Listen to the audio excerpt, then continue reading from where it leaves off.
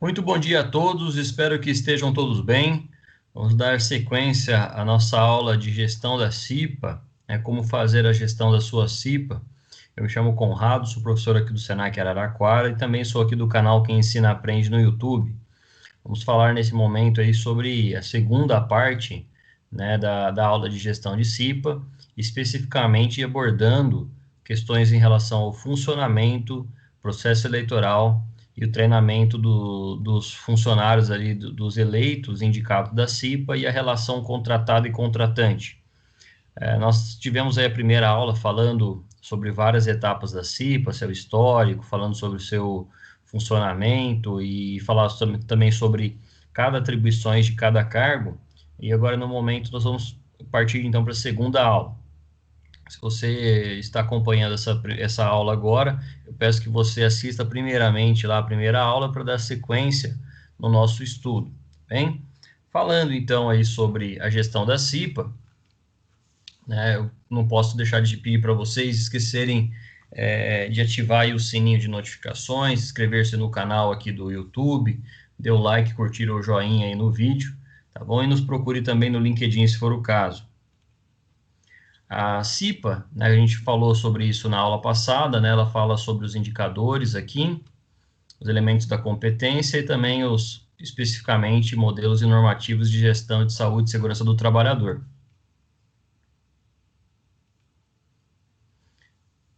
Então, especificamente nesse tópico, na aula de hoje, a gente já abordou aí o histórico, objetivo, constituição, organização e atribuições de cada cargo da CIPA, e na aula de hoje nós vamos abordar aqui essa segunda etapa, que é o funcionamento, treinamento, processo eleitoral e a relação contratantes e contratada na CIPA. Lembrando que a CIPA, ela faz parte aí, na verdade ela é a participante da saúde e segurança do trabalhador em conjunto com o SESMIT. Então, toda vez que a gente fala sobre CIPA, vamos lembrar aí da relação que a CIPA ela é um elemento à parte da segurança do trabalho, ela não faz parte ali do SESMIT, ela trabalha em conjunto com os membros do SESMIT. E especificamente falando da CIPA, vamos lembrar aí do seu funcionamento, o treinamento, processo eleitoral e a relação aí contratantes e contratadas. Quando a gente fala sobre funcionamento, lá no item 5.23, a CIPA deve ter ali reuniões ordinárias mensais, tá bom? Então, ao menos uma reunião por mês, lembrando ali que no final do ano, você terá ali no final da gestão da CIPA, terá que ter ocorrido no mínimo 12 reuniões ordinárias, tá bom? Essa relação de reuniões ordinárias, ela é chamada aí porque ela ocorre em uma determinada ordem, tá bom? Então, de maneira periódica ali também, pode ser considerada que a reunião ela já vai ocorrer de acordo com um calendário pré-estabelecido, tá bom? Então, assim como um cronograma que a gente monta aí de aulas mensais para vocês, a empresa, através da sua CIPA, deve elaborar um calendário pré-estabelecido, justamente para que todos saibam ali da importância aí da reunião que vai ocorrer. Então, vamos dar um exemplo aqui para vocês, Está sendo mostrado aqui no calendário, que todas essas bolinhas verdes aqui em torno de um dia específico está demonstrando aí a realização, de uma reunião de CIPA. E esse calendário pré-estabelecido, ele pode perfeitamente sofrer alterações, mediante aviso prévio ali de todos os colaboradores, todos os funcionários. Entretanto, percebam aí que ela não pode deixar de existir, provavelmente aqui no mês de janeiro houve ali o processo eleitoral, o treinamento dos trabalhadores, e aí no mês seguinte começou, O mês seguinte começou em fevereiro, março, abril, maio, junho, começou aqui a ocorrer as reuniões. Então, quando a gente fala de determinar um calendário pré-estabelecido, já é deixar datas aí apropriadas. Percebam aqui que consta, toda terça-feira, que é uma data aí no meio da semana, vamos falar assim, para facilitar o entendimento de todos os trabalhadores. E esse calendário, ele deve ser fornecido, entregue também a todos os membros da CIPA, para que eles não aleguem o desconhecimento que aquele dia ia acontecer uma determinada reunião.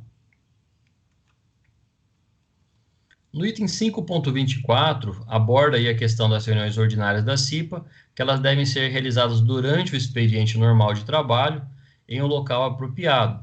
Então, toda vez que ocorrer uma reunião de CIPA, né, ele deve ser feito no horário de expediente, no horário de trabalho daquele colaborador, daquele funcionário, justamente para que ele não precise ali se locomover para sua casa, depois retornar.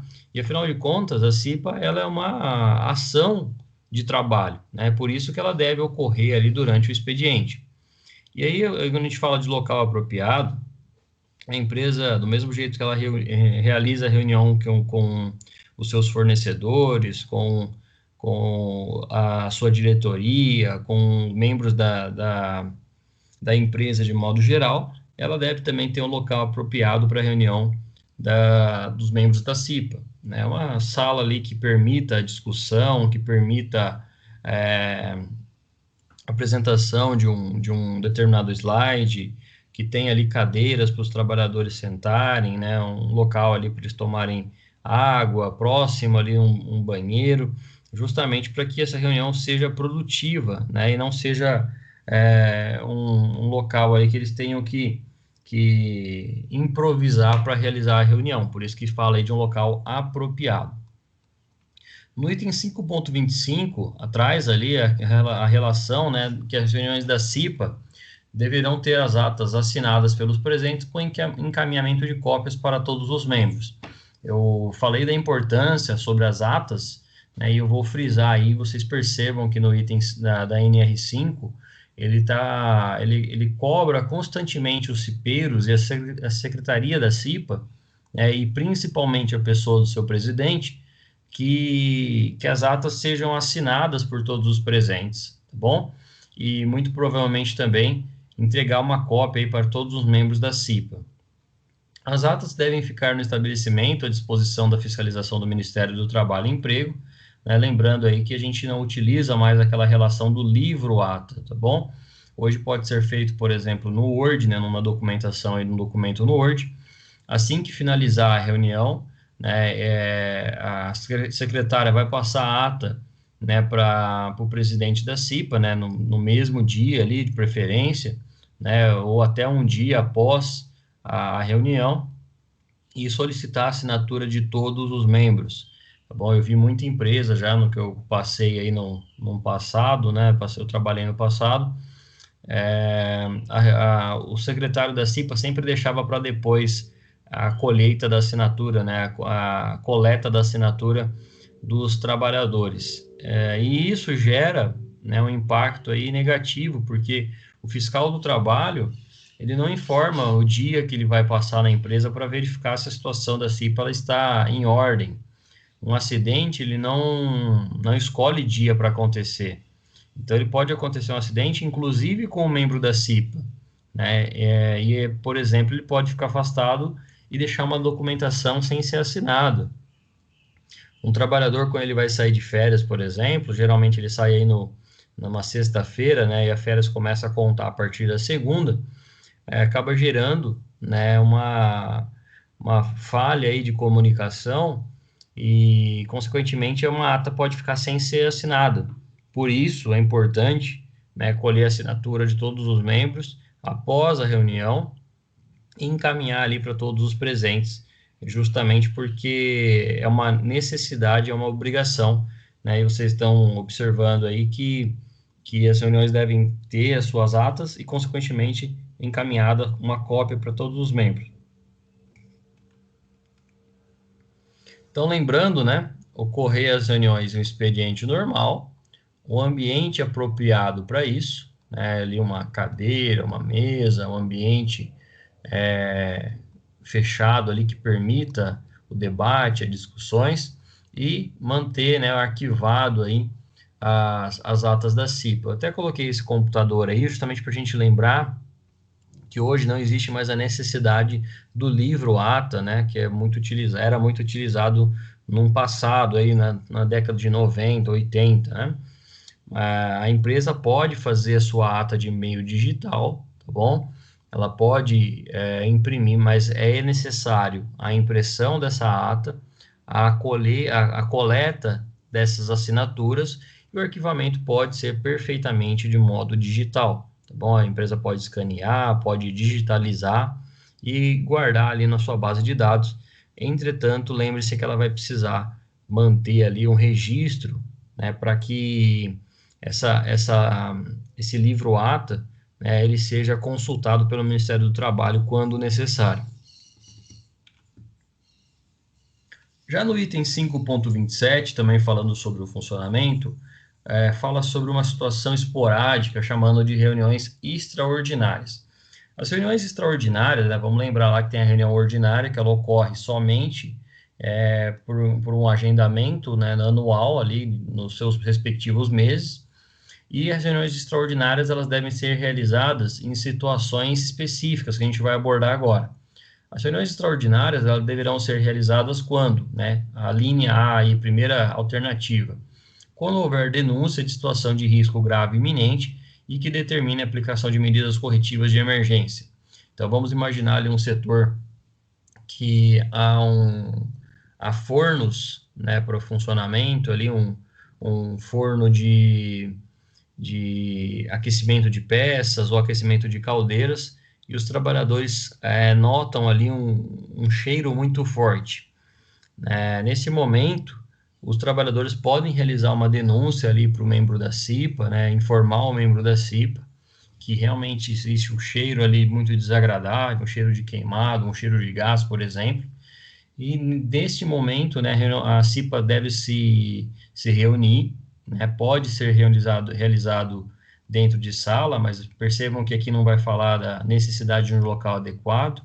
A CIPA pode simplesmente se reunir e levar essa situação para a segurança do trabalho, ou ainda para a equipe de manutenção, ou ainda para a sua gerência, seja de recursos humanos ou gerência industrial, para apresentar que existe um risco grave iminente de um acidente de trabalho.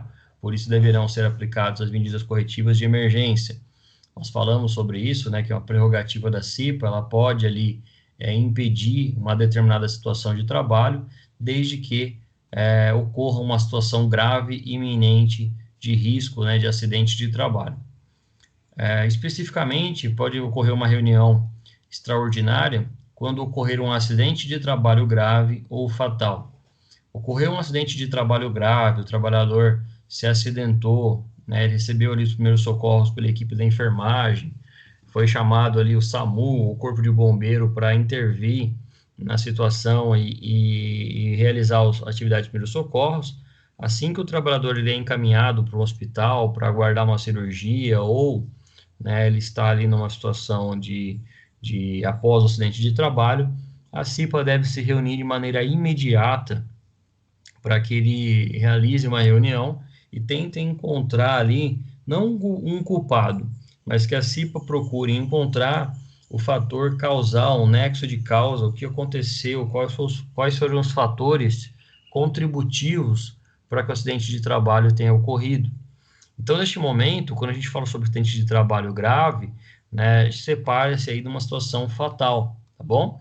Então, no acidente de trabalho grave, né, a INCIPA vai se reunir para tentar determinar qual foi o motivo do acidente e o que pode ser feito para que o acidente não volte a acontecer, né, não venha mais a ocorrer. E no caso do acidente fatal, a CIPA ela deve se reunir também para discutir ali o motivo do acidente, principalmente para informar os demais trabalhadores o que aconteceu, tá bom? Situações aí muito específicas, né, tem acontecido, vocês vão lembrar aí do caso de um determinado supermercado, que um funcionário faleceu, os membros ali daquele supermercado tiveram a brilhante ideia de colocar guarda-sóis em volta do corpo, enquanto chamava ali a equipe de ML, a equipe para prestar o primeiro socorro ou fazer a retirada ali daquele cadáver, né? Vamos lembrar que é uma vida, pessoal, portanto, né, deve ser, obviamente, isolado a área, comunicado, por exemplo, no acidente fatal, comunicado à polícia científica, né, através da polícia civil, né, não é a polícia militar, mas geralmente eles acabam sendo acionados, e aí eles acionam a polícia civil, porque eles, a partir do momento que há um acidente fatal, há um dano à vida e naturalmente vai precisar ser investigado essa natureza desse crime. Então, a Polícia Militar deve ser acionada pelo próprio membro da CIPA ou por qualquer outro funcionário, né, que se sinta à vontade em realizar essa ligação, informar o que aconteceu, né, e a empresa também deve respaldar ali, resguardar a informação, a vida, né, daquela pessoa, a memória daquela pessoa em momento de um acidente fatal, tá bom?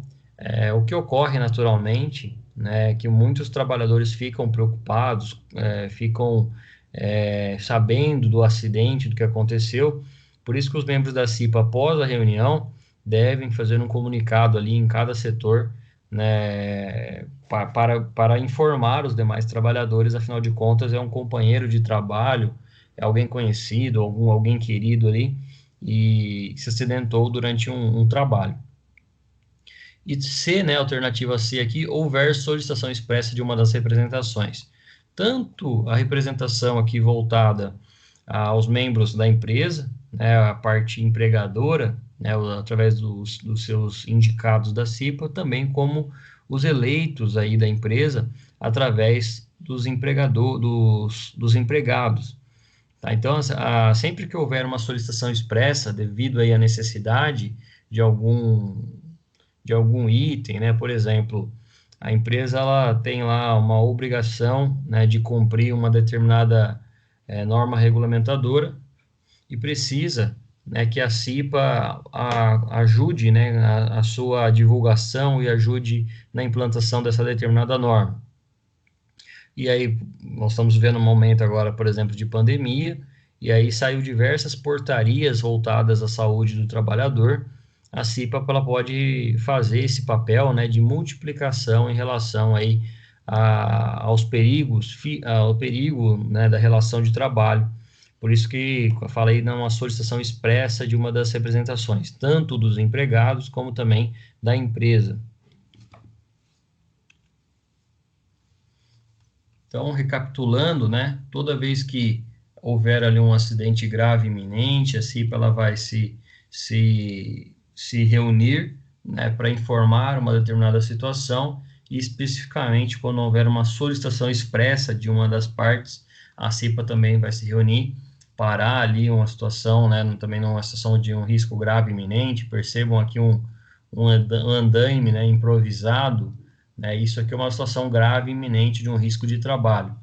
Então, a CIPA vai se reunir para intervir, né? Não sei se vocês conseguem visualizar aí no slide de vocês, mas também há aqui um fio de alta tensão, né, bem ao lado do andaime improvisado. Portanto, né, essa situação, um cipeiro deve intervir, fazendo, obviamente, ali a retirada, né, com muita cautela, com muito cuidado, a retirada desse andaime e também, né, informação dos trabalhadores em um caso de acidente fatal ou um acidente grave. E também aí, por final, né, através de uma representação, de uma informação expressa, uma solicitação expressa de uma das partes, tanto do trabalhador como também da empresa. O item 5.28 vai falar também sobre o funcionamento da CIPA, e aqui a gente vai trazer aí umas situações específicas, né, de como a CIPA deve ser realizada, né, e o seu funcionamento ele deve acontecer. As decisões da CIPA serão preferencialmente tomadas por consenso. Tá? E quando a gente fala sobre consenso, nós estamos falando aí de uma maneira geral, de um entendimento através de trabalhadores, né, eleitos ou indicados. Não havendo consenso e frustradas as tentativas de negociação direta, né, através do presidente, o presidente da CIPA ele é o responsável ali, articulador para realizar essas negociações, ou com uma determinada mediação de alguém, né, da empresa, seja ali um representante da manutenção, um representante do setor específico, né, se não houver a negociação direta, deverá ser instalado um processo de votação registrando que houve essa ocorrência na ata da reunião. Então, a secretária da CIPA, por exemplo, tivemos aqui um item muito bobo aí, mas que dá muito problema né, quando ocorre reuniões, que é a famosa camiseta da CIPA. Qual que é a cor da camiseta da CIPA e aonde a gente vai mandar fazer? Os funcionários ali, né, eu estou dando um exemplo muito banal aqui, mas os membros da CIPA vão se reunir ali e um fala que ela quer camiseta amarela, o outro fala que quer camiseta laranja, o outro que prefere a cor da CIPA, que é verde, aí o outro ali, ele é corintiano, não quer usar verde, ele pede a camiseta preta com bordado em branco, e por aí vai. Neste momento, né, o presidente aí da CIPA ele deve instituir o processo de votação, ou seja, cada um ali vai votar, né, fazendo a votação. Percebam que não fala ali se a votação ela é feita por escrutínio secreto ou feita através de uma oratória simples ali, através da fala, né, a pessoa levantar a mão ali e falar, mas isso deve ser registrado através da secretária da CIPA, ali, o secretário da CIPA, a ocorrência nesta ata da reunião, obviamente aí também contendo, né, o seu resultado, tá bom? Ah lá, ganhou a camiseta verde-limão, porque é a cor da CIPA, através de 5 votos a mais do que a camiseta laranja. Pronto. Então, isso, né, deve ser constado em ata para que todos saibam, né, e lembrando aí que neste momento que a gente fala sobre consenso, nós estamos falando de um entendimento do que é melhor para todos envolvidos. No item 5.29 das decisões da CIPA, caberá aí um pedido de reconsideração mediante requerimento justificado. Então, ocorre uma decisão da CIPA ali e um determinado cipeiro ele não concorda, né? Seja ele por número, a cor da camiseta, ou seja, por exemplo, que o cipeiro ele não concorda que não deve ser instalado um filtro ou bebedouro ali de água para os funcionários. Esse cipeiro que se sente aí lesado no processo da reunião da CIPA ou que ele não teve ali o seu entendimento, né, ele vai solicitar um pedido de reconsideração, né, por escrito, né, mediante requerimento justificando. Esse requerimento, né, ele tem que ser apresentado à CIPA até a próxima reunião ordinária, né? Então, por exemplo, um dia antes da reunião ordinária, né, um assunto que ocorreu no mês de agosto, aí a reunião de setembro ela vai ocorrer lá para o dia 15, hoje, por exemplo, é dia 4 de setembro, vamos lembrar que lá no dia 15, suponho que tem uma nova reunião. Então, o cipeiro que se sentir lesado ali, ele deve pedir uma reconsideração apresentando por escrito um pedido que vai ser analisado pelo presidente e pelo vice-presidente.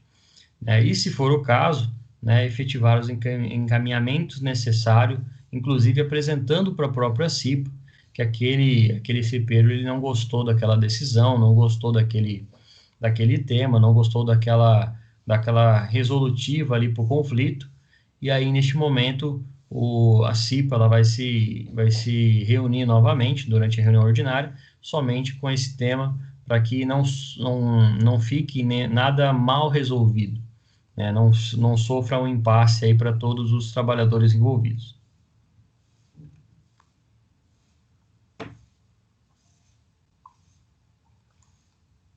No item 5.30, traz aqui no item 5.30 que o membro titular da CIPA, ele poderá perder o mandato, né, quando sendo substituído por um suplente.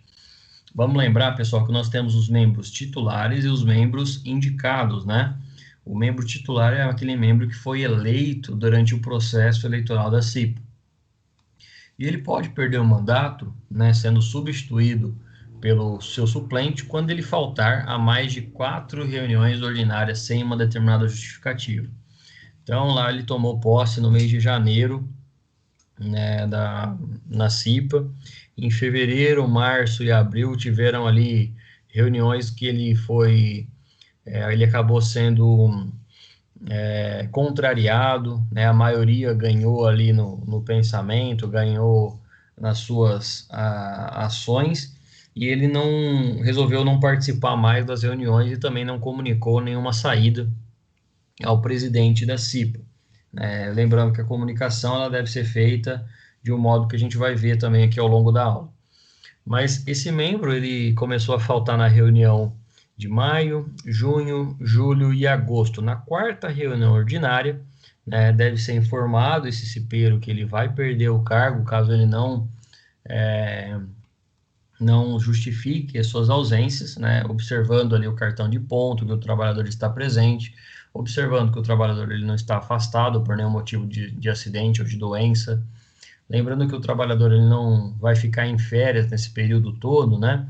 Mas um mês geralmente faltando ali de uma reunião da CIPA pode ser por causa das suas determinadas férias, né? E aí, esse membro titular ele vai perder o mandato sendo substituído por um suplente quando faltar mais de 4 reuniões de modo ordinário, sem justificativa específica. 5.31, a vacância definitiva do cargo, né, ocorrida durante o mandato, será suprida por suplente, né, obedecida aquela ordem de colocação decrescente que vai constar na ata da eleição.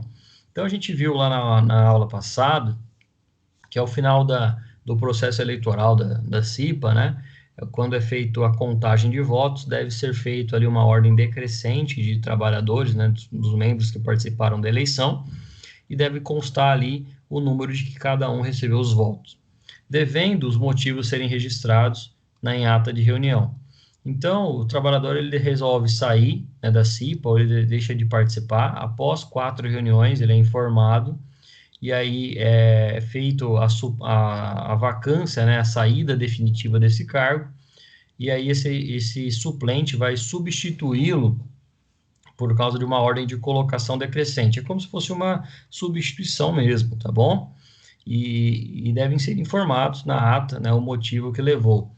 Então, o funcionário da CIPA, José dos Santos, resolve sair da CIPA em virtude de ser contrariado nas eleições anteriores, nas reuniões anteriores, ou, por exemplo, o trabalhador ele não requer fazer mais parte da CIPA por motivos pessoais, né? Ele alega motivos pessoais e está sendo substituído pelo Antônio da Silva, por exemplo. E aí ocorre essa troca, essa substituição, tá bom? Lembrando que esse suplente, ele participou do treinamento. Ele participou do treinamento da CIPA de 20 horas, né? E por isso que é importante que todo e qualquer membro faça parte ali, né? Todo membro indicado, eleito, suplente ou que ali foi aprovado no processo eleitoral tenha que participar desse treinamento, tá bom? Então, lembrando, né, a substituição ela vai ocorrer aí mediante a solicitação do cipeiro ou por uma falta, né, por 4 faltas sequenciais, sem justificativa. E aí o trabalhador que está abaixo aqui na ordem decrescente, né, vamos supor aqui, por exemplo, que a Clarice Linspector, ela resolveu sair da CIPA, né? O Mário de Andrade vai substituir o seu lugar e o Jorge Amado vai entrar no lugar do Mário de Andrade, tá bom? Essa é a prática aí, né, o como deve ser feito, né, a substituição desse trabalhador. Num caso determinado, né, a Clarice Linspector, que ela pode alegar que ela quer retornar à CIPA, né, depois da substituição. Né, isso não pode ser feito, tá bom? Isso é muito raro de acontecer, mas isso não pode ser feito. Uma outra situação aqui, né, por exemplo, o Guimarães Rosas aqui, ele resolve sair da CIPA porque ele recebeu uma oportunidade de trabalho melhor, ele vai trabalhar em uma outra empresa, ele pede a saída da CIPA também, né? Então é uma outra situação que deve haver aí a substituição desse membro através, né, da ordem decrescente de votos daquela determinada CIPA.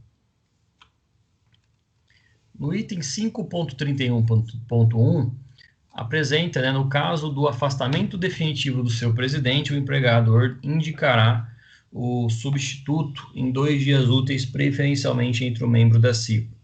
Então, esse afastamento, pessoal, pode ser tanto a saída desse presidente, tá? O presidente vai para outra empresa, o vice-presidente vai para outra empresa. Entretanto, percebam aí que haverá um prazo para ser cumprido, tá bom?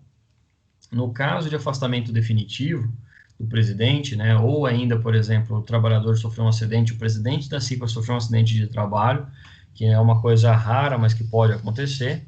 O empregador, né? Percebam aí que o presidente, né? O dono da empresa vai substituir o presidente da CIPA. E ele tem ali até 2 dias úteis, né? Para tomar essa decisão, juntamente ali com o engenheiro de segurança do trabalho, o técnico de segurança de trabalho, o gerente de recursos humanos, eles vão se reunir, né, e indicar um outro, né, um substituto a esse presidente, tá bom? E preferencialmente, né, fala que não é obrigatório, mas preferencialmente entre os próprios membros da CIPA. O que acaba acontecendo na maioria das partes ali é indicar alguém que faça parte ali, que foi indicado como membro da CIPA, para tomar o local, né, o lugar ali de presidente. E isso deve constar em ata também, sempre que necessário, né, também informando a saída do presidente, o afastamento definitivo em relação ao acidente de trabalho, por exemplo, né, da saída do presidente da CIPA e também, no caso aí, membro da empresa. No item 31.2, aqui 5.31.2, apresenta que no caso do afastamento definitivo do vice-presidente, da figura do vice-presidente, os membros titulares, né, da representação dos empregados escolherão um substituto entre os seus titulares em até 2 dias úteis. Então, o que obedece geralmente é a mesma sequência, né, de votos. Então, o mais votado da CIPA é o vice-presidente. O segundo mais votado, né, vai ficar aí numa questão de suplência, né, e pode ser ali um dos membros titulares, podem ser escolhidos ali o seu substituto, mas via de regra, né, é indicado entre os membros eleitos ali, os membros titulares da representação da CIPA. Sendo assim, né, se escolhe ali um vice-presidente que vai ter a representatividade maior perante os trabalhadores.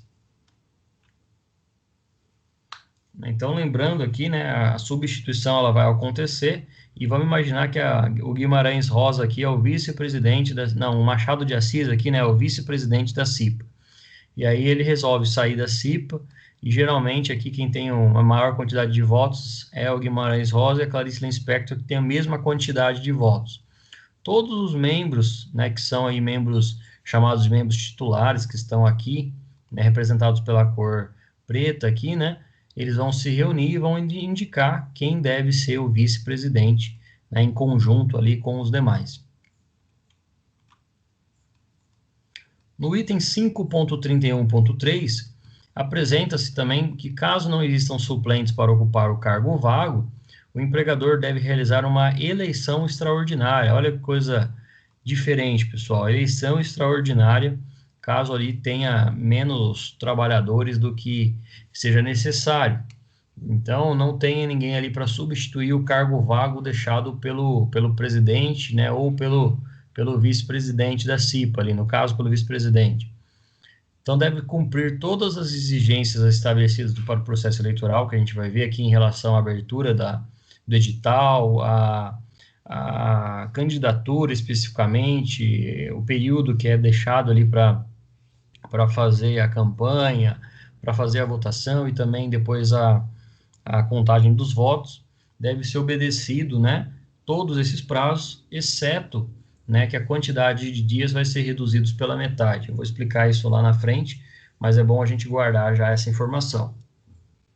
E no item 5.31.3.1, traz ali, né, na NR5, que o mandato do membro eleito em processo eleitoral extraordinário deve ser compatibilizado com o mandato dos demais membros da CIPA, dessa comissão. Então, suponho lá que a CIPA começou no mês de janeiro e lá no mês de abril, né, foi necessário realizar um processo extraordinário. Esse membro que vai entrar no mês de abril, ele não vai ter estabilidade, né, ou ele não vai ter ali a sua função de cipeiro até abril do ano seguinte, mas sim até janeiro, porque é a data, né, que todo mundo entrou na CIPA. Então, ele entra ali com um período de estabilidade um pouco menor, mas ele vai ser compatibilizado, né, com o cronograma, né, de todos os membros da CIPA. No item 5.31.3.2, falei sobre a questão do treinamento, né, dos membros eleitos em processo extraordinário, deve ser realizado no próximo máximo de 30 dias a contar da data da posse. Então, o cipeiro, né, quando ele é aprovado ali no processo extraordinário, a empresa tem ali até 30 dias para realizar um novo treinamento para ele, e esse novo treinamento ele deve ocorrer antes da reunião da CIPA, por exemplo, por isso que é dado um prazo máximo aí de 30 dias. Então, faltando ali 30 dias para a próxima reunião da CIPA, esse trabalhador ele deve passar por um treinamento de 20 horas, igual a todos os outros que já foram treinados.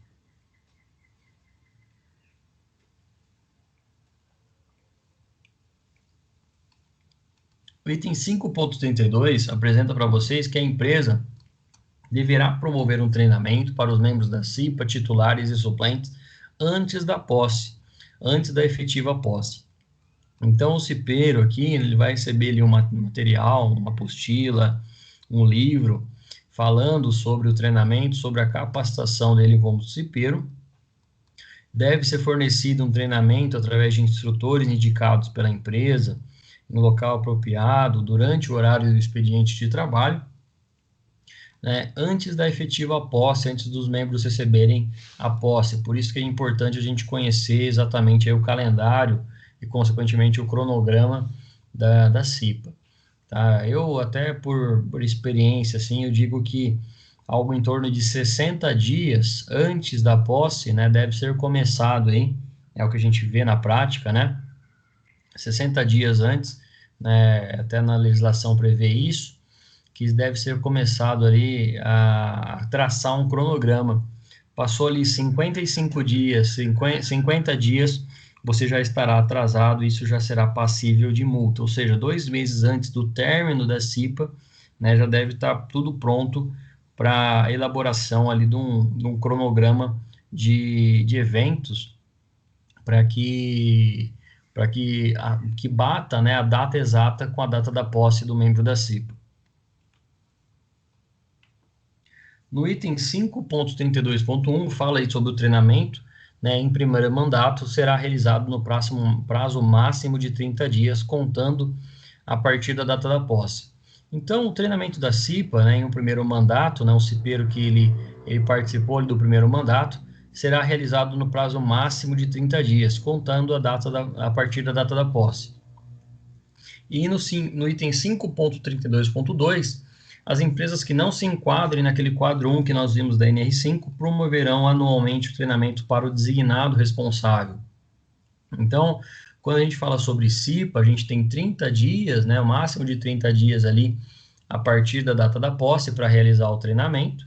Entretanto, né, os trabalhadores que ali a empresa não precisa ter a necessidade de CIPA, constituição de CIPA, precisarão ter um designado responsável, e esse designado vai receber um treinamento também ali de 20 horas, igual é um treinamento de CIPA, para se enquadrarem, né, para atenderem aí o que está escrito na NR5.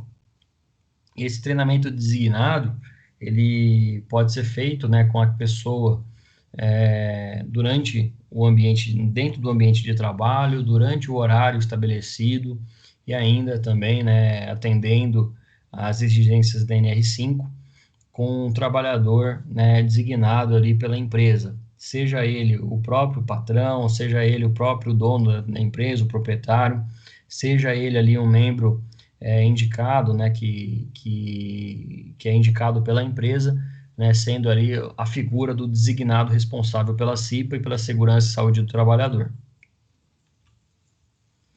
Então, a gente obedece aqui, né, um prazo, né, que a gente viu lá no quadro 1 da NR5, se a empresa tiver lá, porventura, né, os seus 302 funcionários, ele for dessa categoria aqui de grupo do C17, terão ali os membros efetivos, né, 4 e 4, totalizando 8 membros, né, que vão ser eleitos ali no processo eleitoral, mais 8 membros que serão indicados pela empresa, totalizando 16 membros da CIPA.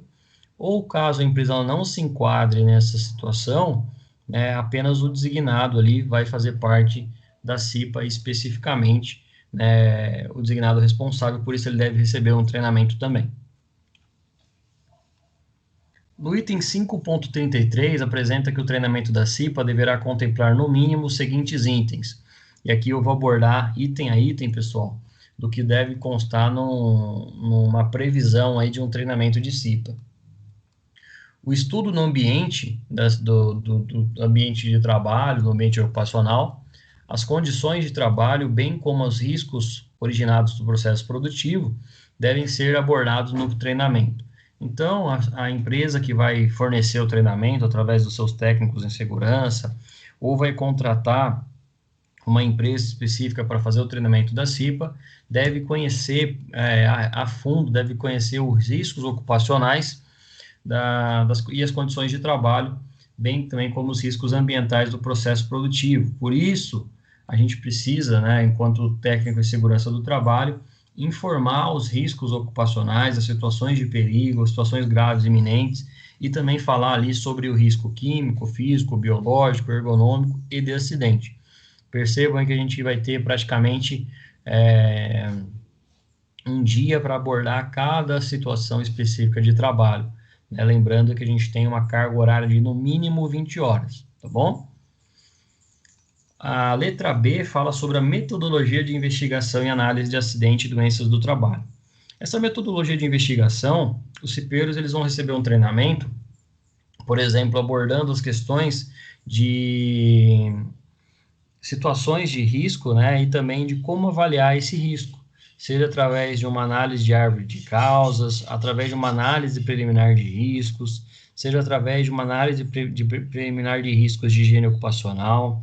Então, toda vez que a gente fala sobre essas investigações, o cipeiro também ele vai contribuir com a segurança do trabalho, com o SESMIT, para a investigação de um determinado acidente. Então, toda vez que a gente fala sobre a metodologia de investigação, o técnico de segurança do trabalho é o que detém aí o conhecimento, que conhece realmente os riscos, né, e como avaliar esses riscos, mas ele deve informar, né, deve ser informado, ele deve ser treinado e capacitado os membros da CIPA para que eles também sejam treinados durante, né, o treinamento desses cipeiros. Lá na letra C, apresenta, né, as situações ali de acidente e doenças do trabalho decorrente da exposição dos riscos existentes da empresa. Então, quais são os acidentes mais comuns para acontecerem em relação aos riscos? Então, lá a empresa ela é uma empresa de panificação, uma empresa que trabalha ali com confeitaria, na produção de pães, por exemplo. Então, o risco mais comum ali é o risco com acidente de máquinas, por exemplo, risco de origem elétrica, né? Isso deve ser abordado, né, durante o treinamento da CIPA. Ou uma empresa ali uma transportadora, por exemplo, né, e a situação de doenças de trabalho mais comum dessa transportadora são as doenças ali, patologias musculoesqueléticas, as doenças musculoesqueléticas. Por isso deve ser abordado durante o treinamento da CIPA, essas doenças do trabalho.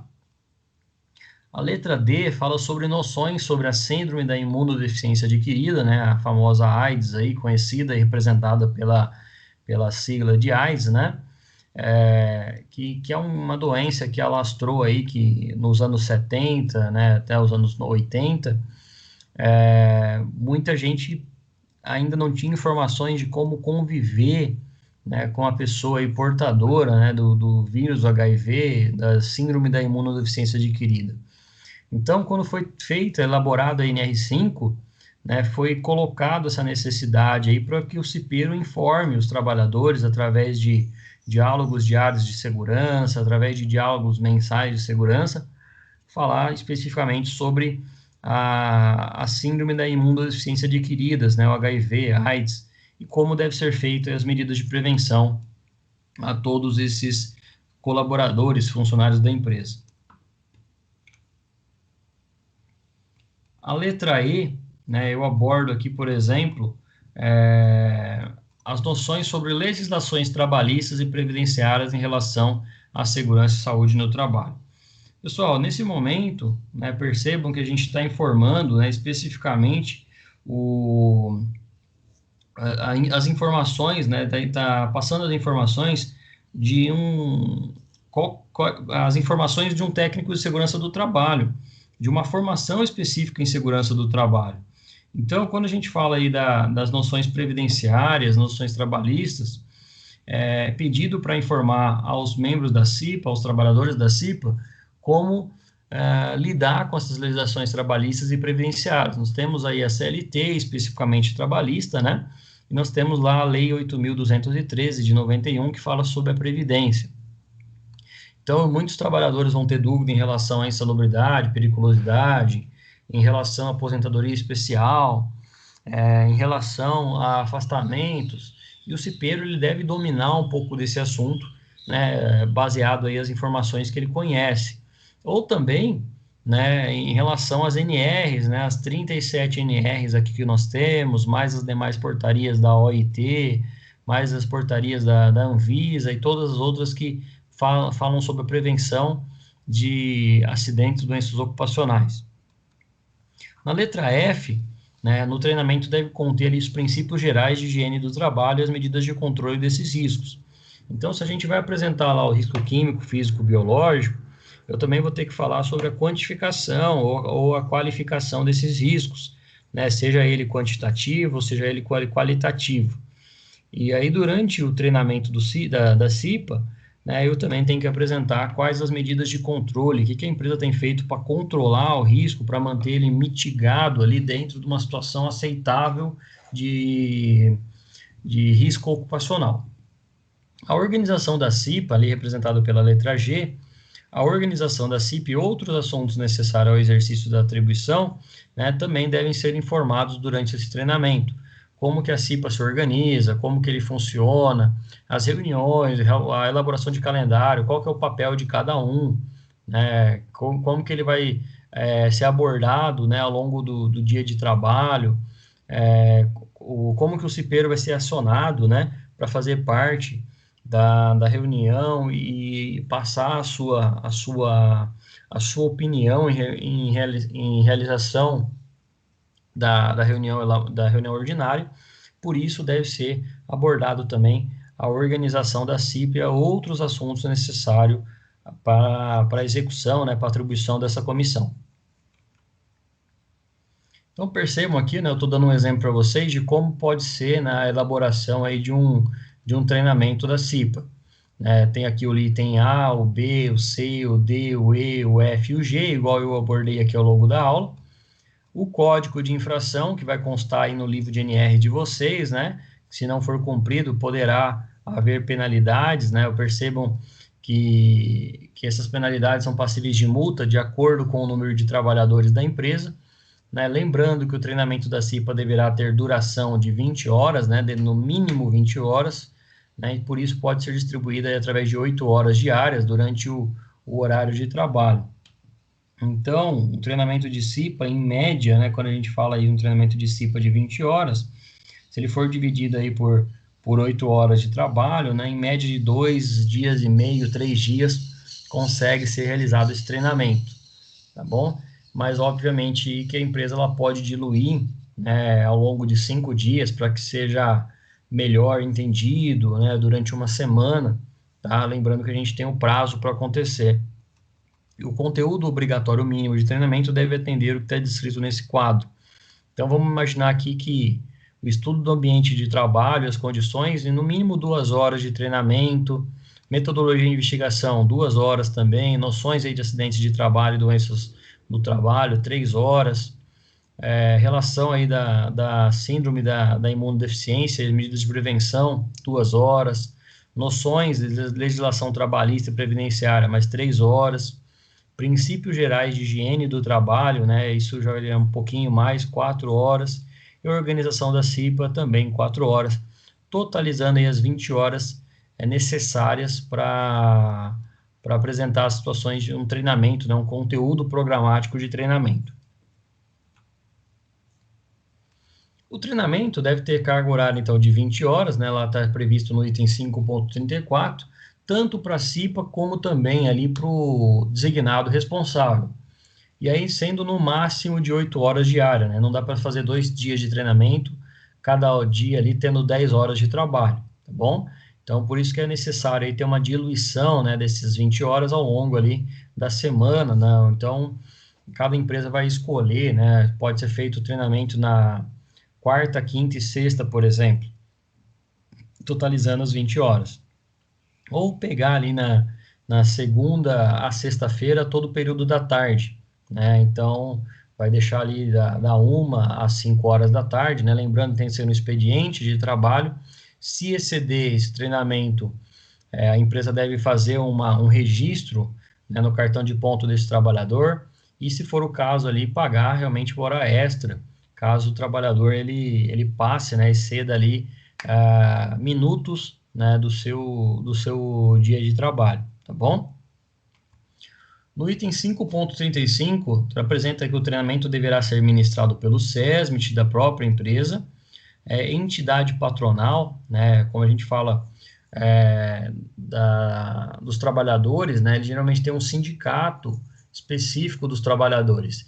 E as empresas também têm uma entidade patronal, também tem um sindicato apropriado, e esse treinamento deve ser feito por essa entidade, ou pelo próprio sindicato dos trabalhadores, ou ainda por profissional que possua conhecimento sobre os temas ministrados. Percebam que, né, o profissional que vai ter conhecimento aí vai ser dependente, aí vai depender especificamente de qual é o tema, né, qual que é o conteúdo programático. Então, o SESI a gente pode procurar ali na cidade em que ele está instalado, né, para estreitar ali, para estreitar laços, né, com entidades que falam ali, por exemplo, da síndrome da imunodeficiência adquirida. Posso ali procurar um professor lá do SENAC para falar sobre medidas de higiene do trabalho. Posso trazer ali um presidente de uma CIPA de uma outra empresa para falar sobre um determinado assunto, né? Falar sobre a organização da CIPA e por aí vai, tá? Mas especificamente eu preciso ter ali alguém que possua conhecimento sobre temas ministrados. No item 5.36, apresenta que a CIPA será ouvida sobre o treinamento a ser realizado, inclusive quando a entidade ou o profissional que administra, constando sua manifestação em ata, cabendo à empresa escolher a entidade ou o profissional que ministrará o treinamento. Então, a CIPA ela vai ser sempre ouvida para observar se o treinamento ele é bom, se o treinamento ele atende à especificação da NR5, né, e também se os cipeiros gostaram do treinamento, tá bom? Então, se a CIPA gostou, né, desse treinamento, a tendência é de renovar para o ano seguinte para outra CIPA, né, para que conste em ata a preferência em chamar aquelas pessoas para fazerem parte deste treinamento, cabendo, né, exclusivamente a responsabilidade aí da empresa em escolher a entidade ou o profissional que vai ministrar o treinamento, porque geralmente tem um custo, tá, pessoal, em relação a esse treinamento. A pessoa pode ser convidada e não cobrar nada para dar esse treinamento, entretanto, na via de regra, eles acabam cobrando para dar esse treinamento. Além disso, algumas empresas, né, ela precisa fornecer ali, formalizar um contrato de trabalho, né, por mais que aquele palestrante, aquele multiplicador ali que vai ministrar determinado assunto não esteja cobrando, é celebrado um contrato para formalizar que o custo é zero, tá? Não pode ser nada feito ali de boca, né? Olha, vai lá dar o treinamento que tá tudo certo, você não vai cobrar. Então, geralmente tem celebrado um contrato, esse contrato ele vai ter somente a duração ali, né, do dia específico, a duração do treinamento, por mais que não tenha custos para a empresa, né? E por isso que a empresa ela é responsável em escolher a entidade, né, que foi indicado pela empresa, pelos cipeiros especificamente. No item 5.37, né, quando comprovada a não observância do disposto do item relacionado a treinamento, a unidade descentralizada do Ministério do Trabalho determinará o prazo para complementação ou realização de outro treinamento, que será efetuado no prazo máximo de 30 dias, né, no prazo máximo de 30 dias, contando da data de ciência da empresa sobre a decisão. Então, aqui é uma situação específica que eu fui lá na Gerência Regional do Trabalho, aqui em Araraquara, e é um chamado de unidade descentralizada do Ministério do Trabalho e Emprego, né, que o Ministério do Trabalho e Emprego, ele ficava lá em Brasília, né, e cada cidade aí tem o seu polo, né, vamos falar assim, uma unidade descentralizada, e aí eu fui chamado ali para fazer uma complementação de uma CIPA específica da cidade, que eles não tiveram, né, as noções aí de higiene do trabalho, higiene ocupacional, e aí eu fui chamado pelo Ministério do Trabalho ali, apresentado para a empresa, né, para trazer essa complementação, tá bom? Então, essa complementação, ela foi exigida pela auditora fiscal do trabalho, e aí eu fui na empresa, ministrei o treinamento, depois eu a trouxe ali para o Ministério do Trabalho o efetivo treinamento daqueles trabalhadores, tá bom? E aí, lembrando, né, que a empresa tem um prazo também de no máximo 30 dias em realizar esse treinamento, porque ele foi informado sobre essa decisão. No item 5.38, né, traz aí que compete ao empregador convocar eleições para escolha dos representantes dos empregados da CIPA, no prazo mínimo de 60 dias antes do término do mandato. Então, quando a gente fala aí do processo eleitoral, percebam aí que a gente começou a falar aí do item 5.38, tem um prazo mínimo de 60 dias, né, antes do término do mandato para começar a convocação das eleições da CIPA. Por isso que a gente fala aí do processo eleitoral. No item 5.38.1, a empresa vai estabelecer mecanismos para comunicar o início do processo eleitoral ao sindicato da categoria profissional. Então, quando a gente fala de estabelecer mecanismo, pode ser através de um e-mail, pode ser através de uma carta ali com o famoso aviso de recebimento, né, o AR, pode ser feito ali uma formalidade, né, de protocolar um documento ali no sindicato, falando, olha, vamos começar ali em 60 dias, né, estamos obedecendo aqui o prazo exigido pela NR5, né, e o sindicato ele é convidado ali a participar, né, de maneira contributiva do processo eleitoral. Lembrando que ele é convidado, ele não é obrigado a participar, tá bom? Então, quando a gente fala do processo eleitoral, nós estamos falando aí de uma etapa específica da CIPA, que deve obedecer prazos estabelecidos pela NR5.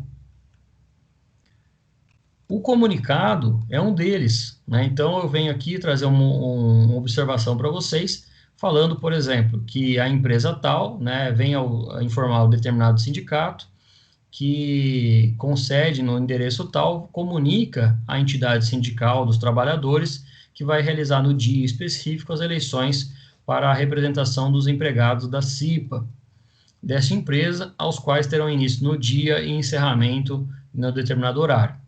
Não, esse documento deve ser formalizado porque o sindicato ele tem o poder, né, ele tem a representação de representar os trabalhadores.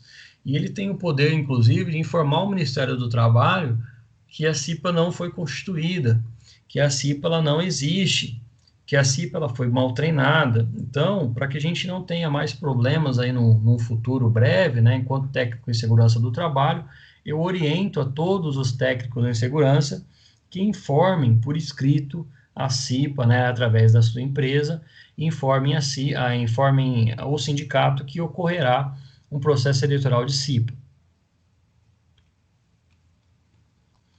No item 5.39, né, traz aqui que o presidente e o vice-presidente da CIPA vão constituir o que a gente chama aí de constituição, né, vão constituir ali na sua CIPA o que a gente chama de CE, né, que é a Comissão Eleitoral. Essa constituição, né, ela vai ocorrer no prazo mínimo de 55 dias.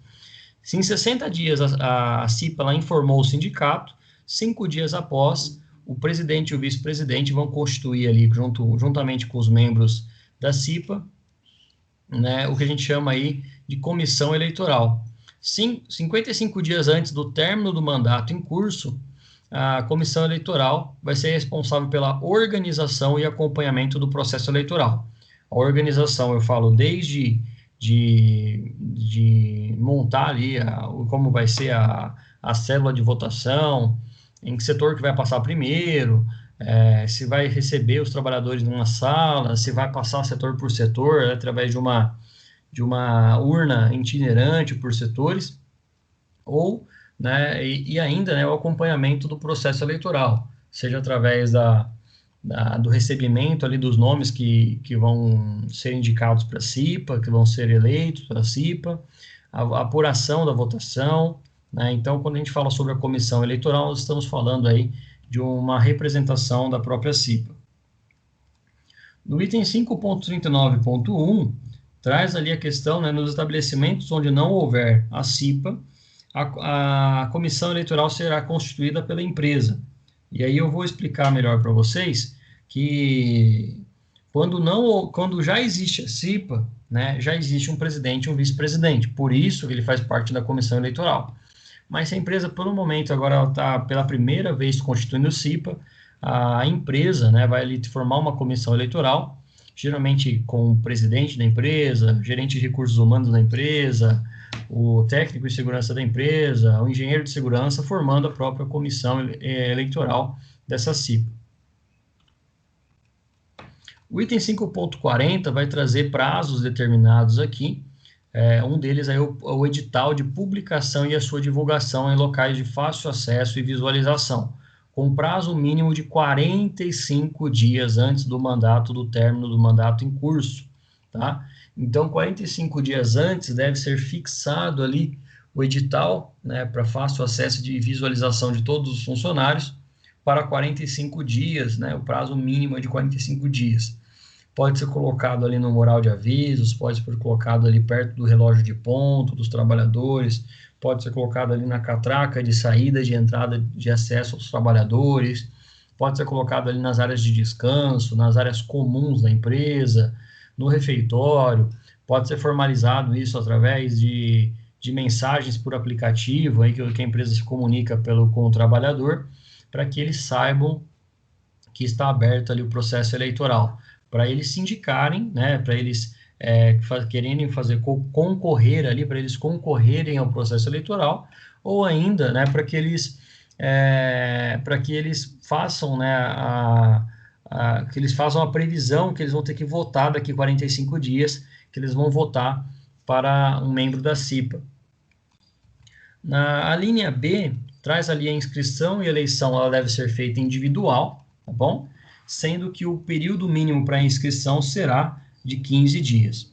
Pessoal, é legal a gente citar que a inscrição e a eleição é individual, porque já ouvi, né, eu nunca participei de uma empresa que tinha, né, mas eu já ouvi de alguns alunos que na empresa que ele trabalhava, havia ali uma CIPA, uma chapa da CIPA, tá bom?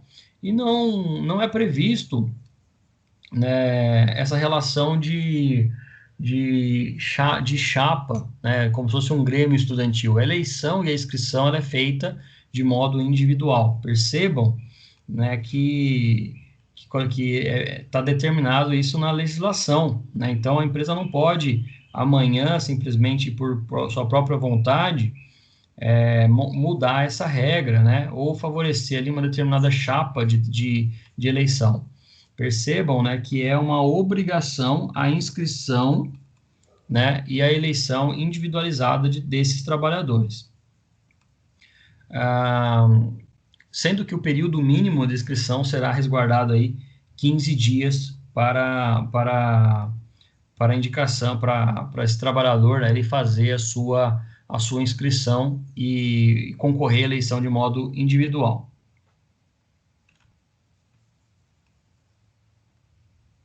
Então, eu estou mostrando para vocês aqui um edital de convocação, né, dos membros da CIPA, e lembrando, né, que deve ser tratado ali, deve ser feito de maneira mais formal possível, né?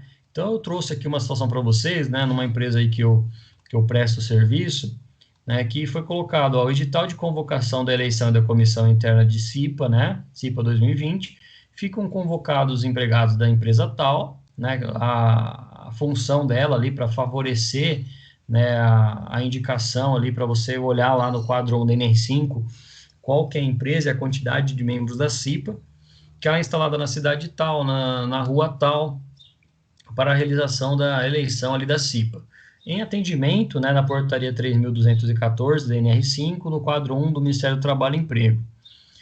Os trabalhadores devem preencher ali a ficha de candidato, devem ali simplesmente, né, colocarem ali o seu nome, né, e ali eu ainda determinei, né, salientamos, né, que vai ter ali a eleição, vai ser 2 membros efetivos e mais 2 suplentes, portanto, na empresa ali que tem aproximadamente 30 funcionários, vão ser 4 membros da CIPA, informando, né, que os interessados vão se inscrever, bastando apenas efetuar ali o preenchimento da ficha e colocar dentro da urna. Outras empresas, né, que eu já participei, que eu já trabalhei, geralmente fica um caderno ali na segurança do trabalho, aí o cipeiro vai lá, o candidato à CIPA vai lá, ele se inscreve, preenche o caderno, tá bom?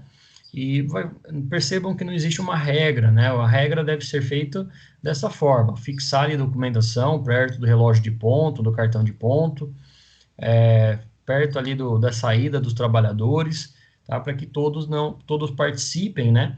E não aleguem desconhecimento em relação à CIPA que vai acontecer daqui a 45 dias. O processo eleitoral ainda vai ter ali a letra C, né, liberdade da inscrição para todos os empregados do estabelecimento, independente de setores ou locais de trabalho, com fornecimento de comprovante. Então, quando a pessoa ela quer se candidatar para a CIPA, eu preciso, né, enquanto comissão eleitoral, fornecer um comprovante para todo mundo que se candidatou, né, visto que eu preciso, né, assegurar que esse trabalhador ele vai estar ali assegurado da sua participação da CIPA. Então, todo membro que se inscreve vai precisar receber um fornecimento de comprovante. Olha, no dia tal, ali no dia 4 de setembro, o trabalhador da empresa tal se candidatou à CIPA, né, e isso está comprovado aí mediante fornecimento de comprovante, né, ele é candidato mediante a um comprovante.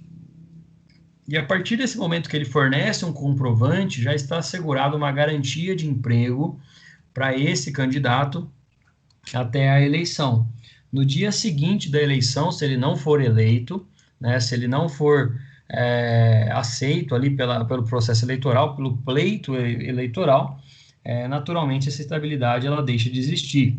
Então, essa estabilidade ela é única e exclusiva para o processo eleitoral, tá? Acabou o processo eleitoral, acabou a estabilidade, tá bom? Essa garantia de emprego, né? Muita gente fala de estabilidade, mas na verdade é garantia de emprego. Ele se candidata 45 dias antes, até a eleição, ele tem garantia de emprego, tá bom? Então percebam aí que existe já uma prerrogativa, né?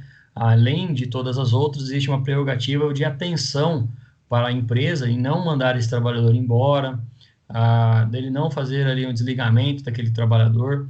A empresa pode perfeitamente colocar esse trabalhador em férias, né, se for ali, se obedecer o prazo previsto na CLT, que o trabalhador tem que ser informado 30 dias antes, e isso é uma prática que geralmente as empresas adotam, tem que ser informado o trabalhador antes da saída de férias, tá bem?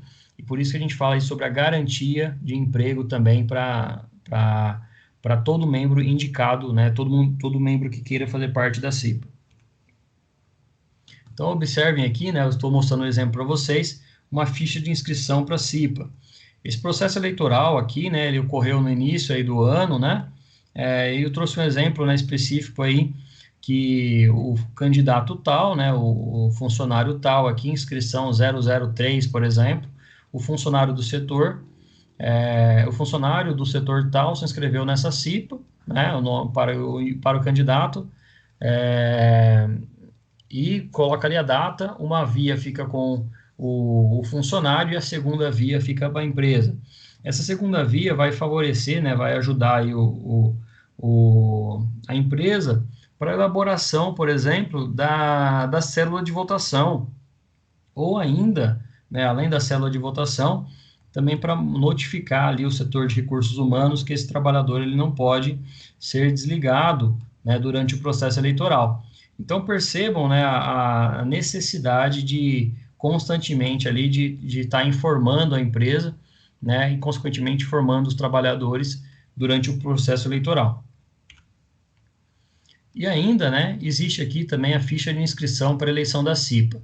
Né? Ao assinar a ficha de inscrição, o trabalhador ele tem que fazer ali, né, uma autorização de incluir o nome dele como candidato, né, o nome, CPF, RG, função, setor, data e assinatura. E uma outra coisa que é muito comum, né, a gente tem que citar com vocês aqui, uma outra situação é colocar também, por exemplo, o apelido desse trabalhador. Né? Então, por exemplo, pega lá um trabalhador que todo mundo chama pelo apelido, né?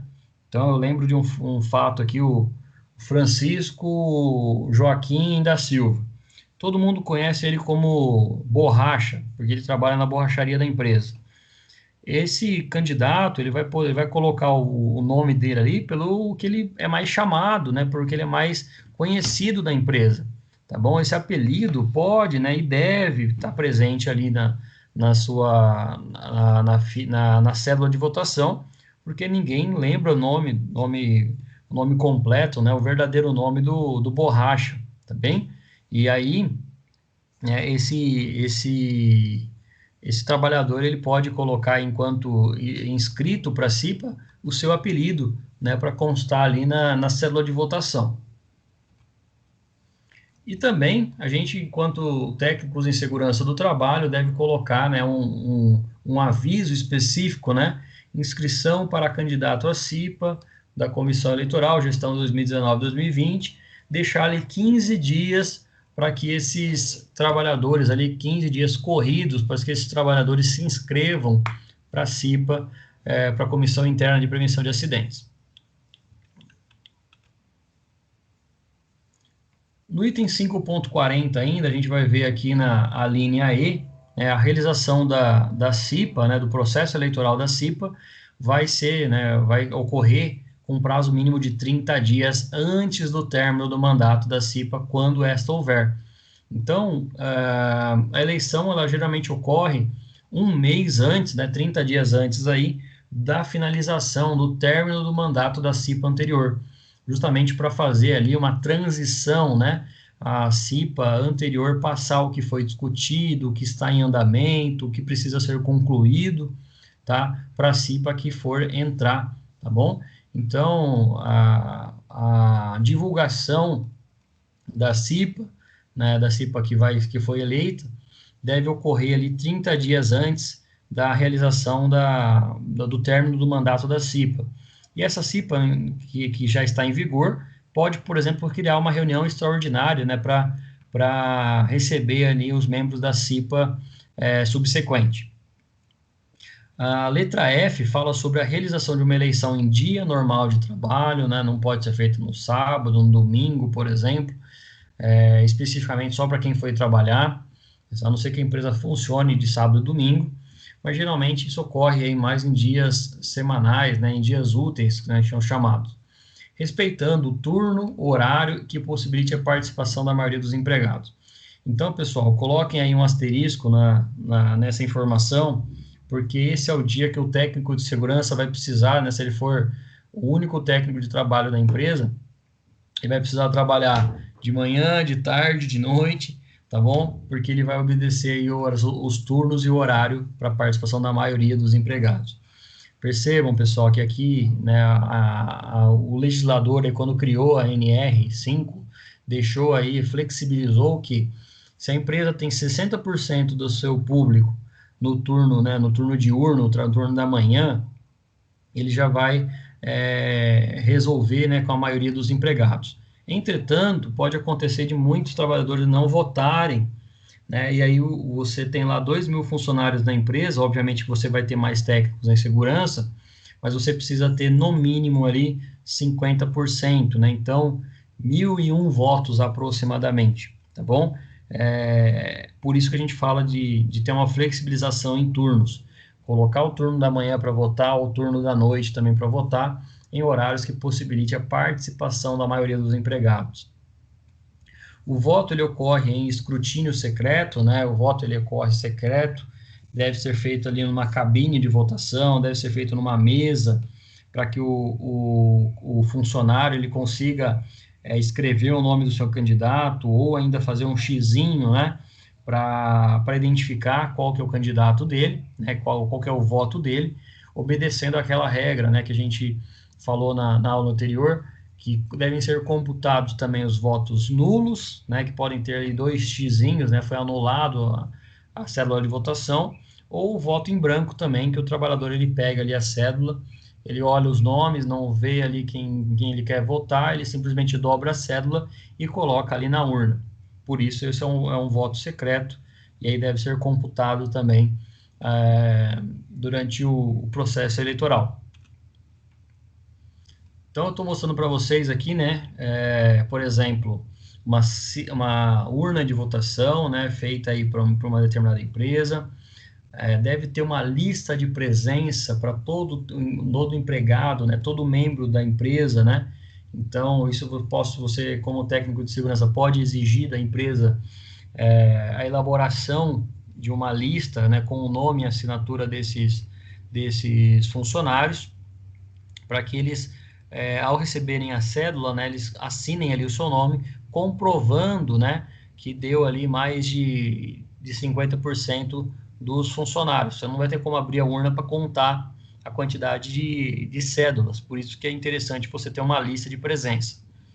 Deve ter uma identificação, né, eleições da CIPA 2018-2019, com uma data específica, e ali tendo então uma célula de votação, né, com o nome do candidato, para que seja identificado um entre esses 4 candidatos aqui, por exemplo.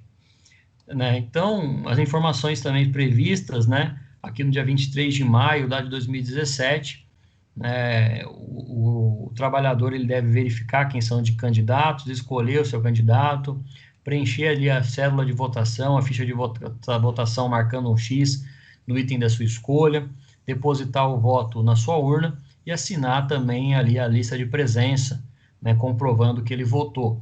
Bem semelhante ao que ocorre aí no pleito eleitoral, né, seja municipal, seja ele estadual e, consequentemente, federal. Geralmente, quando a gente vai votar ali, coloca ali o nosso título de eleitor, a gente assina um documento, depois a gente vai para a cabine de votação, depois retira o nosso documento ali, nosso título de eleitor. A letra H traz ali, depois que toda a votação acabar, né, eu acredito que passou ali 50% dos trabalhadores e votou, é feita uma apuração desses votos em horário normal de trabalho, com o acompanhamento dos representantes do empregador e dos empregados. Percebam aqui, pessoal, que até uma indicação para todos vocês, não coloquem ali todos os membros da CIPA, né, para fazerem os candidatos da CIPA para fazer a contagem de votos, tá? Isso é um pouco contraproducente, né? Não deve acontecer. Pode ser feito pela comissão eleitoral e pela própria CIPA que está em vigor, ou ainda, né, por representantes do empregador, né, a classe patronal, né, ou a classe sindical também, que podem ser chamados aí para apuração dos votos especificamente. Obviamente que isso não é obrigatório, mas podem, né, ser chamados ali com acompanhamento dos representantes do empregador e dos empregados, em número a ser definido pela própria comissão eleitoral, formada ali pelo presidente, vice-presidente e demais membros da CIPA. Faculdade de eleição por meios eletrônicos, né, a possibilidade, tá, pessoal? Essa faculdade aqui é uma terminologia jurídica aí, que fala sobre a possibilidade de meios eletrônicos, né, isso foi uma atualização que foi feita, né, e aí cai por terra tudo que a gente acabou de ver em relação à cédula, em relação à urna, né, mas, assim como ocorre, né, nossas votações municipais, federais e eleitorais, e estaduais, desculpa, pode ser feito também o uso, né, o emprego aí de meios eletrônicos. O computador, o trabalhador recebe ali uma senha, né, recebe um link, e aí ele vai fazer a eleição do membro da CIPA. Isso pode facilitar muito a apuração, entretanto, percebam, né, que é um modo um pouco mais complexo de ser realizado. A guarda, né, pelo empregador de todos os documentos relativos à eleição por um período mínimo de 5 anos. E aqui eu vou fazer um detalhamento para vocês, que percebam que está falando sobre documentos. Uma cédula de votação é um documento. Por isso, ao terminar a apuração dos votos, não deve ser, por exemplo, rasgado a cédula, não deve ser jogadas fora, não deve ser incineradas, elas precisam ser guardadas e arquivadas por 5 anos. Né? E não tem como a gente guardar, por exemplo, votos eletrônicos por 5 anos, a não ser que isso seja feito um relatório, e esse relatório sirva aí de base para o Ministério do Trabalho e Emprego, porque eles podem, né, obviamente, ali, a empresa pode responder por isso, justamente por eles terem guardado todos os documentos relacionados à eleição. Então, a empresa deve guardar durante 5 anos todos os documentos, edital, cédula de votação, a ficha de inscrição, a ficha, né, a lista de presença de todos os membros da CIPA, né, todos os membros da empresa que participaram da votação, que votaram. Na lista de presença ali, eu tenho 2.000 funcionários, eu tenho 1.200 cédulas de votação, eu preciso ter 1.200 assinaturas de trabalhadores para que comprovem que o processo eleitoral ocorreu de modo transparente e efetivo. Então, eu estou mostrando para vocês aqui, né, uma imagem, né, da contagem de votos aí feitas, por exemplo, por 2 funcionários da empresa, mais aí representantes dos empregados, né?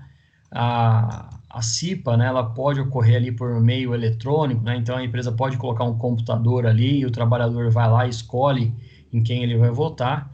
E perfeitamente pode ser feito também imagens, né, dos candidatos ali votando, dos membros da CIPA votando, dos trabalhadores votando. É um momento de celebração, é um momento de festa, é um momento que a gente está exercendo a democracia dentro do trabalho também, tá bom?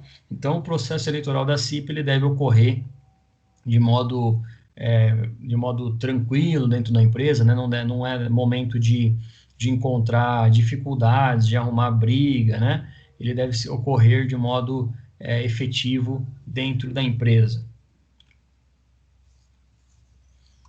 5.41, né, havendo participação inferior de 50% dos empregados na votação, não haverá a apuração dos votos. Né? Então, vamos pegar o exemplo novamente lá de 2.000 funcionários e apenas 800 votaram.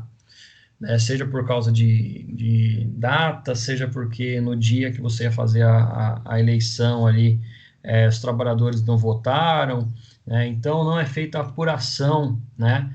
A comissão eleitoral deverá organizar outra votação que vai ocorrer no prazo máximo de 10 dias. No prazo máximo de 10 dias, né, percebam que as células de votação devem permanecer dentro da urna, né, não podem ser abertas. Aquela pessoa que votou, ela não vai votar novamente, por isso que eu preciso ter uma lista de presença, né, e não deverá ter a apuração desses votos. A comissão eleitoral deverá organizar uma outra data em prazo máximo de 10 dias.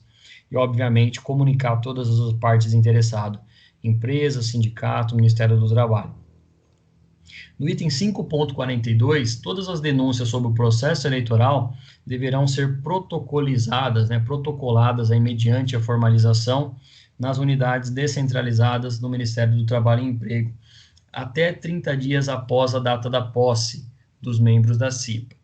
Então, quando a gente fala sobre denúncia, pessoal, no processo eleitoral da CIPA, isso pode ser feito por um candidato ali que ele se sentiu menosprezado, que ele se sentiu prejudicado de modo geral, e até 30 dias após a data da posse, ele vai procurar o Ministério do Trabalho ou uma unidade descentralizada e vai fazer uma denúncia, né? Seja ela uma denúncia verbal, seja uma denúncia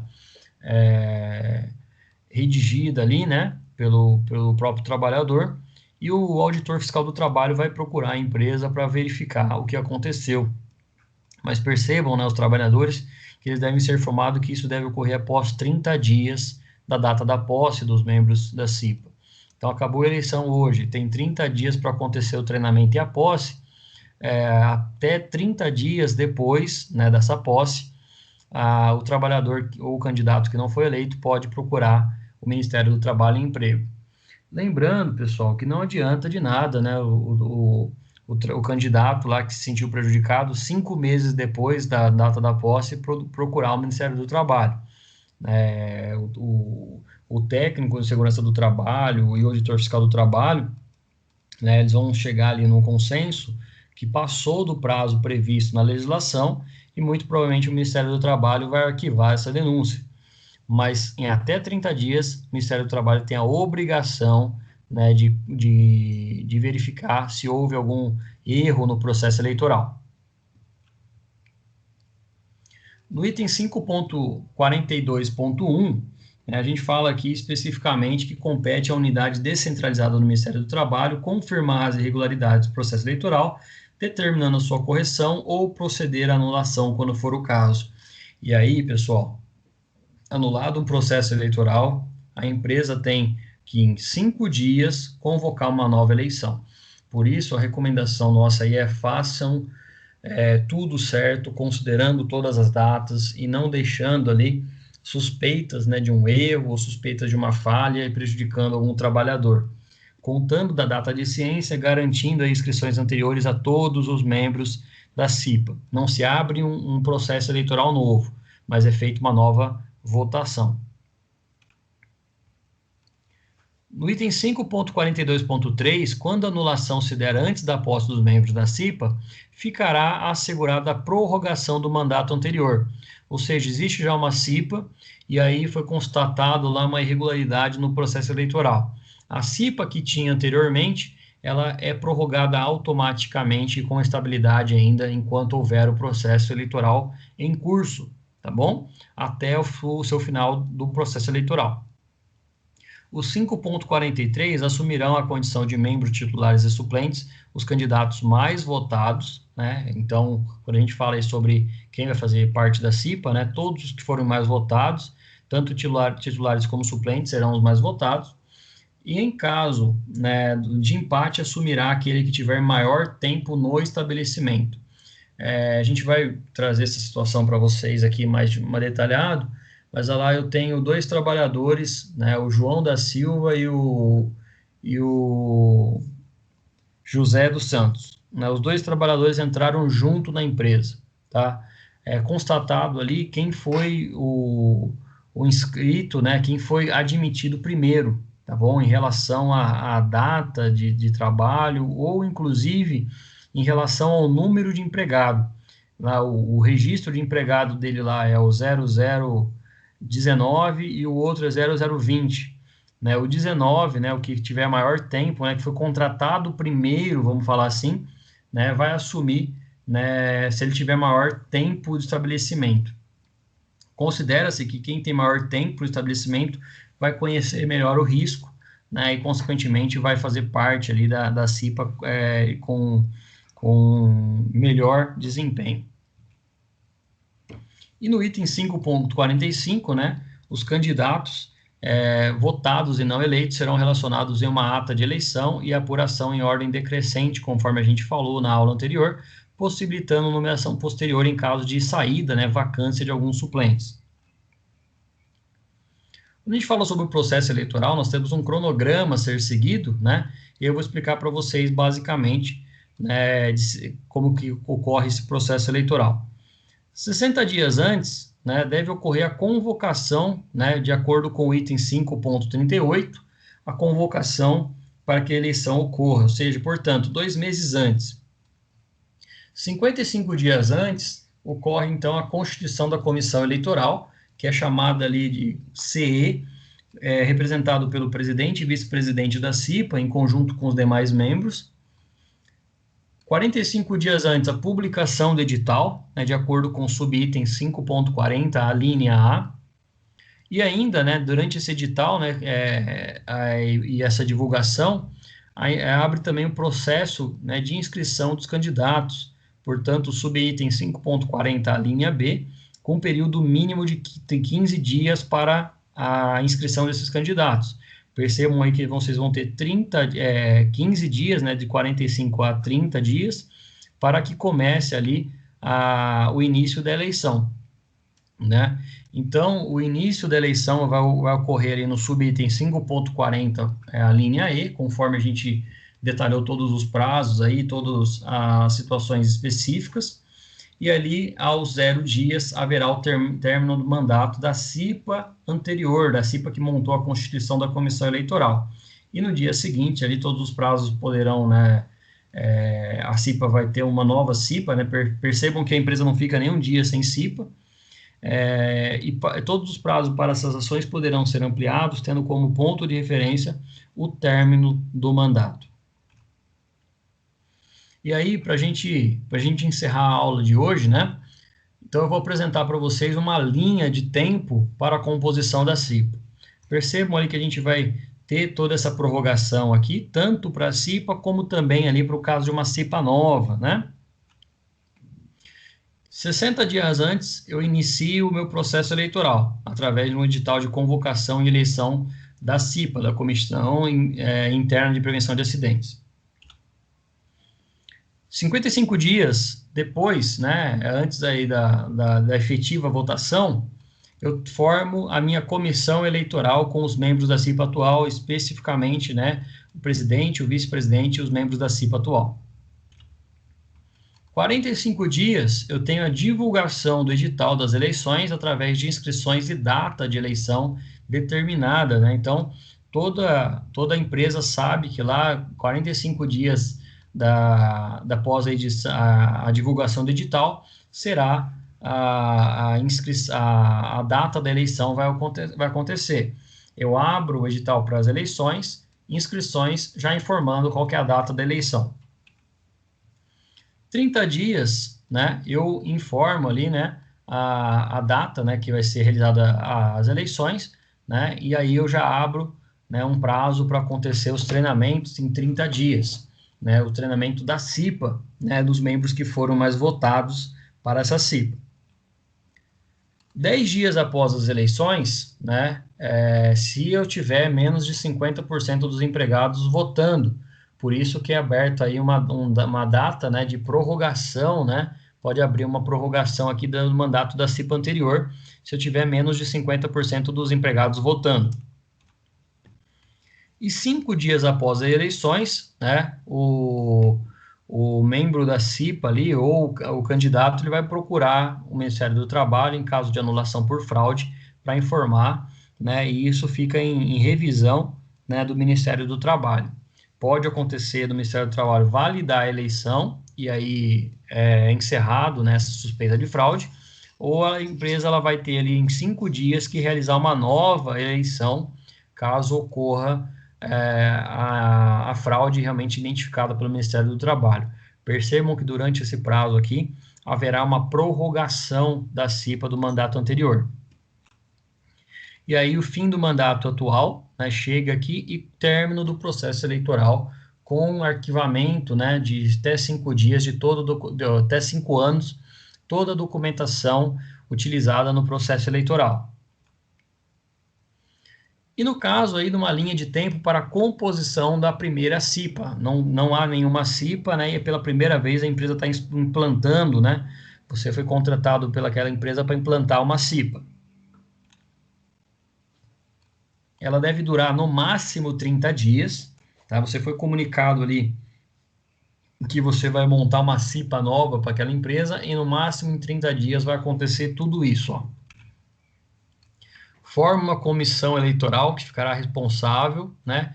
Quem vai fazer o acompanhamento e a organização vai ser a própria empresa, e quando ao início do processo eleitoral, que vai durar 30 dias. Percebam que no item anterior durava em média aí 60 dias, caso não apresentasse nenhum erro, nenhuma falha, né, nenhuma suspeita de fraude, ou ainda, né, não tivesse ali mais que 50% dos votos.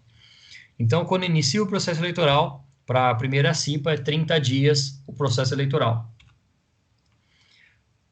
Feita uma comunicação imediata do sindicato, né, da categoria sobre o início da CIPA, né, a empresa ela vai comunicar ao sindicato o início do processo eleitoral, quase que simultâneo aí à comissão eleitoral.